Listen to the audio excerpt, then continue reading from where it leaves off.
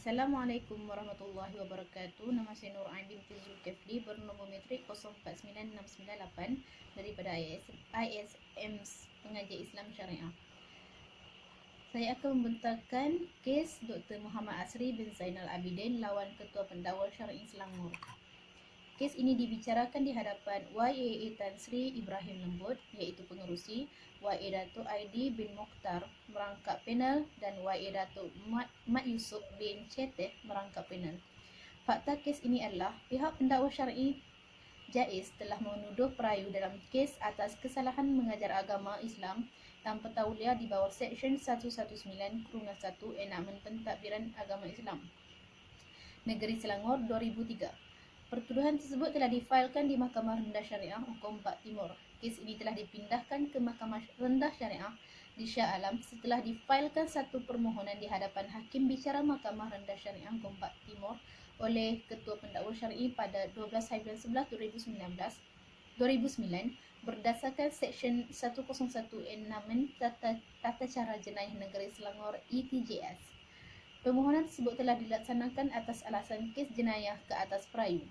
Hal ini melibatkan pemakaian undang-undang dan prosedur yang memerlukan kepada tafsiran dan pandangan daripada hakim yang lebih berpengalaman, serta kes tersebut telah memperolehi liputan luas di media massa kerana melibatkan perayu yang mempunyai pengaruh.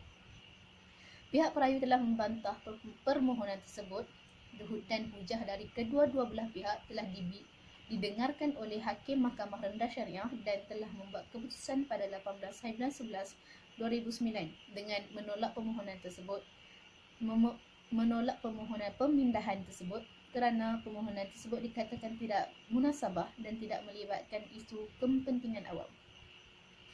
Pihak responden iaitu Ketua Pendakwa Syar'i telah memfailkan semakan ke Mahkamah Tinggi Syariah kerana tidak berpuas hati dengan keputusan yang dilakukan oleh Tuan Hakim.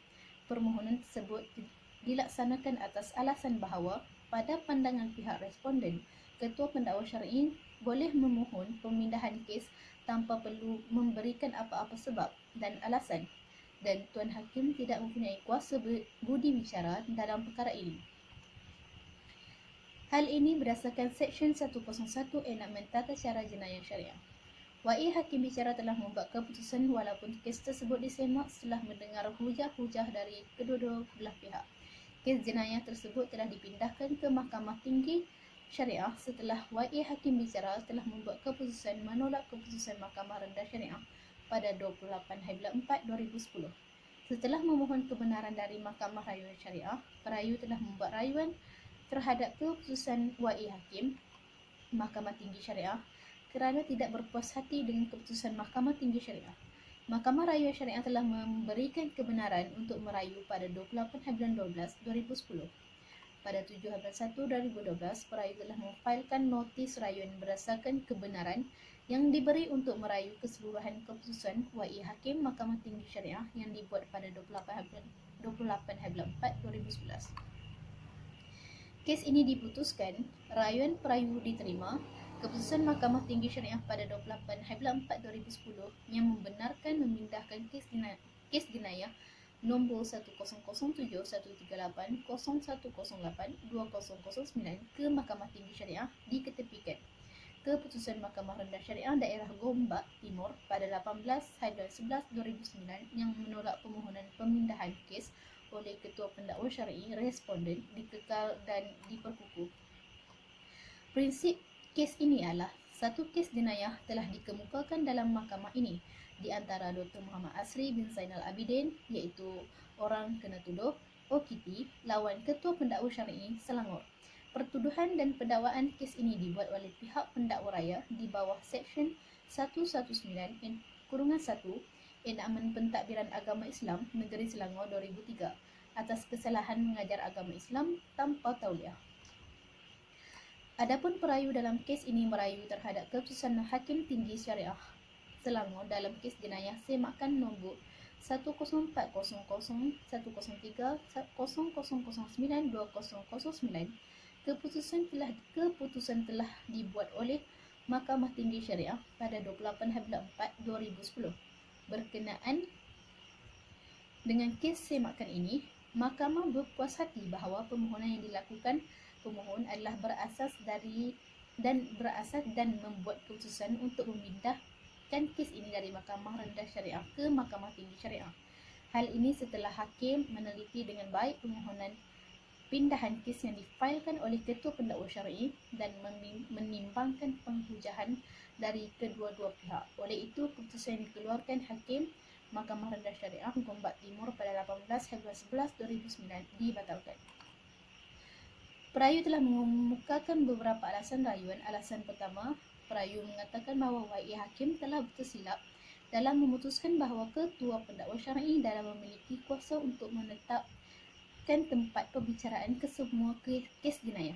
Kedua, YA Hakim juga tersalah apabila membuat keputusan berlawanan dengan Seksyen 7(a) ETJS yang memperuntukkan bidang kuasa hakim jenayah untuk mendengar, membicarakan dan memutuskan menyelesaikan pendakwaan kesalahan mengenai bidang kuasa tempatannya.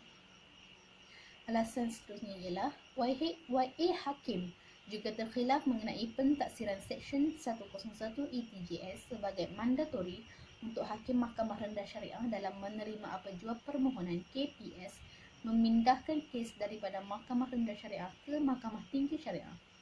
Seterusnya, alasan kelima pula ialah YA Hakim tersalah dalam memutuskan bahawa KPS tidak perlu memberikan sebarang alasan untuk memindahkan kes jenayah ke Mahkamah Tinggi Syariah. Alasan keenam ialah perayu mengatakan bahawa YA Hakim telah gagal dalam menimbangkan bahawa dengan memindahkan perbicaraan hak perayu untuk merayu telah dikurangkan satu tahap dan ketidakadilan telah berlaku kepada perayu. Kemudian perayu juga berpendapat bahawa YA Hakim telah khilaf dalam apabila gagal mengambil kira bahawa permohonan pemindahan kes perayu oleh KPS daripada Mahkamah Rendah ke Mahkamah Tinggi Syariah adalah atas sebab individu dan bukannya untuk kepentingan awam. Alasan yang terakhir ialah keputusan yang dibuat YA Hakim Mahkamah Tinggi Syariah adalah berlawanan dengan Perkara 8 Perlembagaan Persekutuan yang melindungi hak perayu untuk dilayan secara sama rata serta hak perayu untuk tidak didiskriminasikan.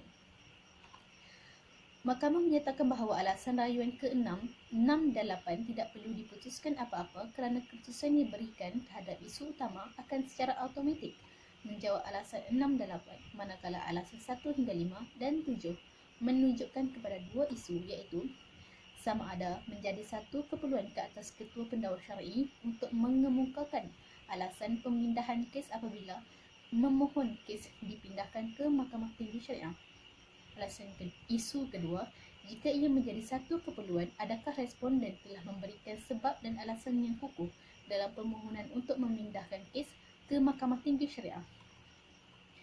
Setelah meneliti alasan-alasan rayuan, rekod-rekod rayuan dan mendengar serta meneliti hujah-hujah kedua-dua belah pihak, maka Mahkamah telah membuat keputusan untuk menerima rayuan perayu. Mahkamah Tinggi Syariah pada 28/4/2010 tidak membenarkan pemindahan kes jenayah nombor 1007, 138, 0108, 2009 ke Mahkamah Tinggi Syariah. Seterusnya dikekalkan dan diperkukuh keputusan yang dilakukan oleh Mahkamah Rendah Syariah Daerah Gombak Timur pada 18/11/2009 yang menolak permohonan pemindahan kes oleh Ketua Pendakwa Syar'i iaitu responden.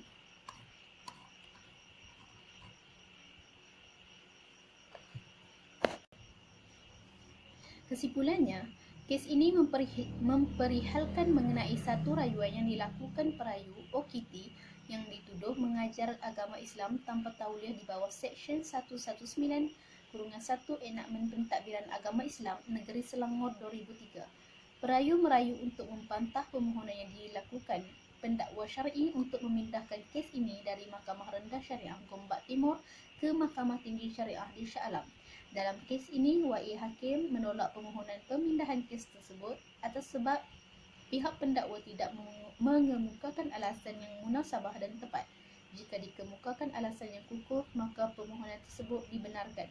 Pihak perayu iaitu OKT berhujah bahawa tidak ada isu yang timbul mengenai keputusan Hakim Mahkamah Rendah Syariah yang tidak membenarkan kes itu dipindahkan. Baginya, tindakan pendakwa membuat permohonan untuk memindahkan kes itu ke Mahkamah Tinggi Syariah akan menafikan hak perayu, dan satu peringkat rayuan juga akan hilang kerana Mahkamah Syariah hanya ada dua peringkat rayuan, iaitu peringkat Mahkamah Tinggi dan Mahkamah Rayuan. Sekian, terima kasih. Assalamualaikum warahmatullahi wabarakatuh.